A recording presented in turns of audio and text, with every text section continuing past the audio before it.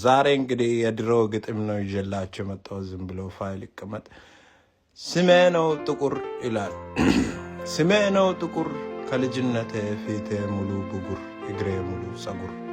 ስንት ዓመት ነው? ዝም በይ ሴትዮ ግጥም መሃል አጨምሪ ንግግር። ድሮ ነው ማቅሽ ስዘይ ያንን አጥር።